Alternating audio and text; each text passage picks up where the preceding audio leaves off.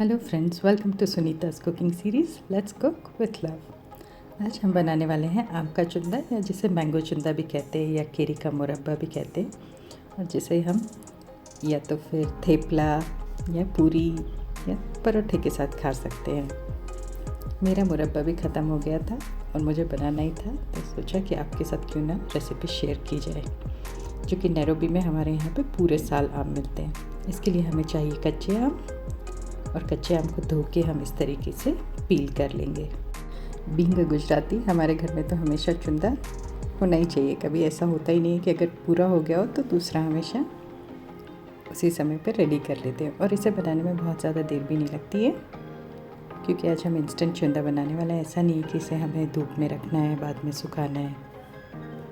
और ये हमारे आम बिल्कुल रेडी हो गए हैं। इसे अब कर लेंगे हम ग्रेट। जब हम ग्रेट करते हैं तो थोड़ा अपने हाथों का ध्यान रखना है। कई बार शार्प होता है तो उसके कारण हाथों में लग भी जाती है।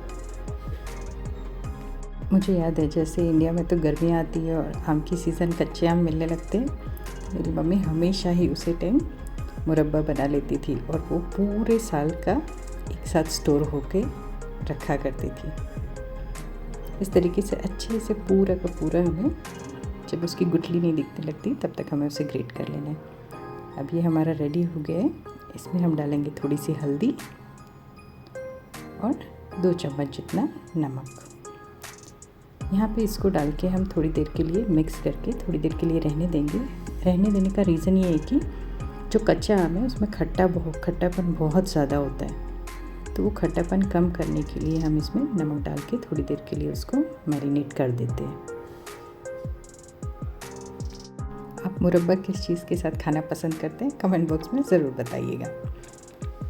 जब हमारा मुरब्बा बिल्कुल मैरिनेट हो जाए, उसके बाद कम से कम 1 घंटे के लिए हम इसे मैरिनेट होने के लिए रखेंगे। उसके बाद इसका जो भी एक्सेस पानी है, इस तरीके से हम मुट्ठी बना के दबा के उसे निकाल देंगे, ताकि जो हमारा एक्सेस सॉल्ट है और जो भी खट्टापन है वो उसमें बिल्कुल निकल जाए। अभी यहाँ पे मैंने एक बाउल लिया है, और बाउल में जो हम निचोड़ के इसका एग्जैक्ट मेजरमेंट करेंगे, ताकि हमारी जो चीनी है उसको हमें मेजर करना इजी रहे।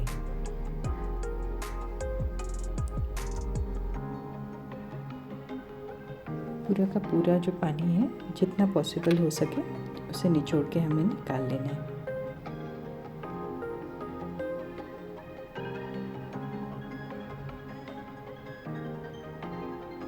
आप चाहें तो यहाँ पे छन्नी का भी इस्तेमाल कर सकते हैं।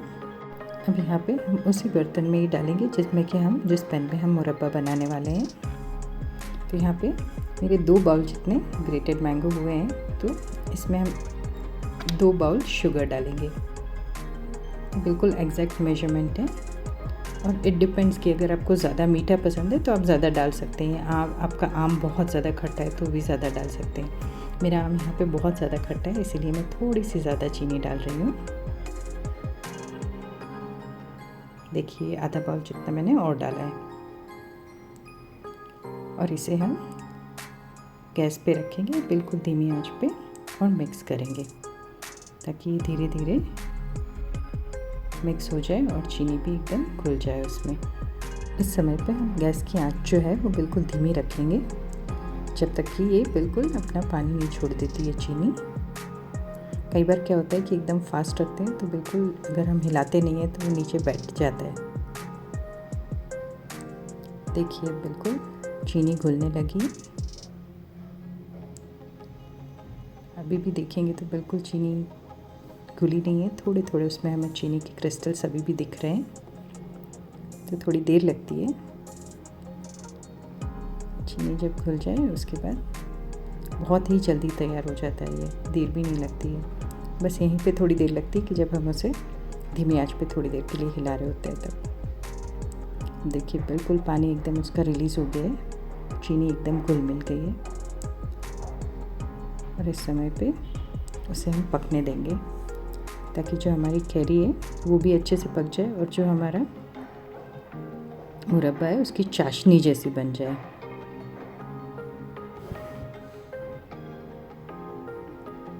देखिए अभी भी जब हम चम्मच ऐसे उठाते हैं तो एकदम पानी जैसा लगता है, वो पानी जैसा नहीं लगना चाहिए। और इसको हम चेक करेंगे बाद में कि हमारी मुरब्बा रेडी हो गया है कि नहीं। इसको चेक करने के लिए हम एक तार की चाशनी लेंगे। और अभी मैं आपको बताती हूँ कि एक तार की चाशनी कैसे चेक करनी है। इसको हम कोई भी बर्तन ले सकते हैं या कोई भी प्लेट या बाउल लेके उसके ऊपर इसकी एक चाशनी का हम ड्रॉप डालेंगे।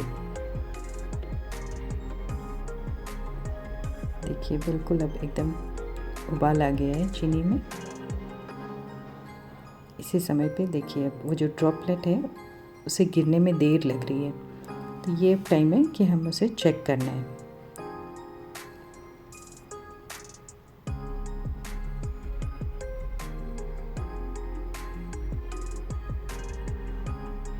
यहाँ पे हम इस तरीके से बाउल या प्लेट में डाल के चेक करना है कि एक तार की, देखिए एक तार की चाशनी बिल्कुल हमारी रेडी हो गई है।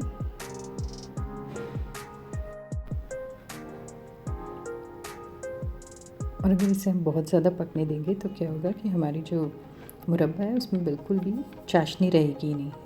इसमें हम साथ ही में डालेंगे थोड़ा सा सैफ़रॉन या केसर जैसे बोलते हैं, और साथ ही में यहाँ पे मैंने डाला है इलायची पाउडर।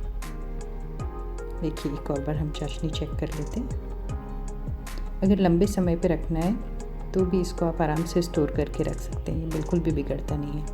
और साथ ही में यहाँ पे डालेंगे चटनी, ताकि हमारा मुरब्बा है वो बिल्कुल खट्टा मीठा तीखा सारे के सारे टेस्ट दे।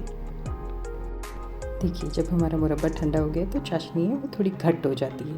देखिए ठंडा होने के बाद का है, और इसे हम पूरे साल के लिए स्टोर कर सकते हैं। और इसे हम खा सकते हैं थेपले के साथ, परोठे के साथ, पूरी के साथ, इनफैक्ट ब्रेड के साथ भी। चलिए एंजॉय एंड हैप्पी कुकिंग।